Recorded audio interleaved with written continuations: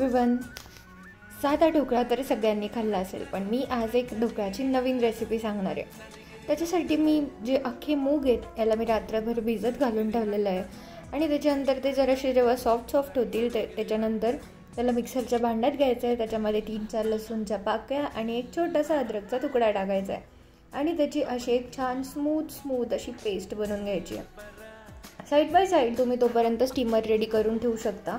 त्याच्यानंतर आपण जी पेस्ट बनवलेली आहे त्याच्यामध्ये मी हळदी पावडर टाकलेली आहे, चवीपुरतं मीठ टाकलं आहे.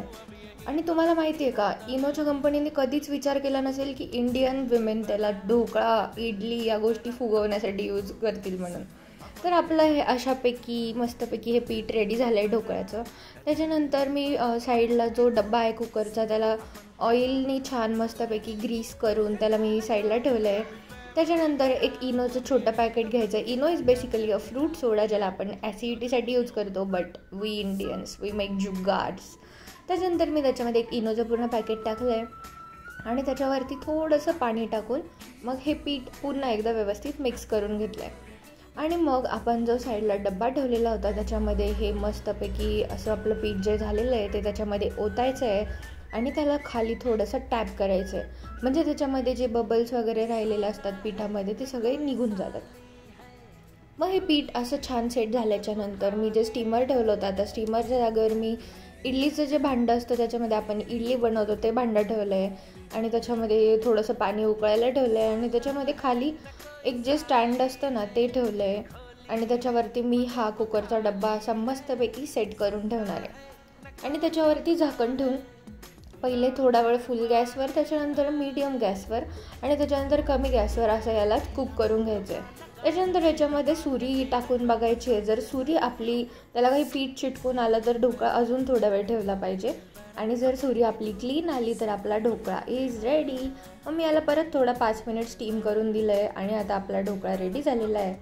मग मस्तपैकी मी त्याला थंड झाल्याच्यानंतर एका प्लेटमध्ये उलटा करून त्याच्यावरती टॅप करून तो ढोकळा असा छान काढून घेतला आहे आणि it looks so spongy and yummy. आणि त्याच्यानंतर मी त्याला आपल्याला पाहिजे त्या शेपमध्ये कट करायचं आहे. तर मी जो बेसिक चौकोनी ढोकळा असतो मी तसंच कट करणार आहे. याला कट केल्याच्या नंतर आपल्याला सगळ्यात मेन इम्पॉर्टंट पार्ट जी फोडणी, जो तडका आपण ढोकळ्याच्या वरती टाकतो त्याने आपला ढोकळा सगळ्यात जास्त यम्मी बनतो.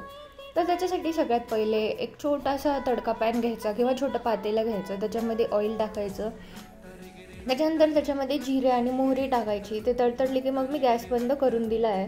2 मोठ्या हिरव्या मिरच्या टाकलेल्या आहेत आणि त्याच्यानंतर त्याच्यामध्ये मी थोडंसं पाणी ओतणार आहे आणि साखर टाकली आहे मी त्याच्यामध्ये 2 चमचे. त्याच्यानंतर ही साखर जेव्हा पूर्ण अशी विरघळून जाईल त्याच्यानंतर हा जो तडका आहे हा पूर्ण आपल्या ढोकळ्यावरती असा मस्त पसरून द्यायचा आहे. आणि तुम्हाला जर आवडत असेल तर मी त्याच्यामध्ये तिळही घालू शकता आणि याच्यावरतून जर ओलं किसलेलं खोबरं घातलं तर oh my god, it's so delicious.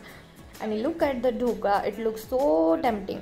आता मी त्याचा एक पीस तुम्हाला असा मस्तपैकी दाखवते. स्पंज किती छान आला आहे आणि मी खाऊन घेतला. बाय.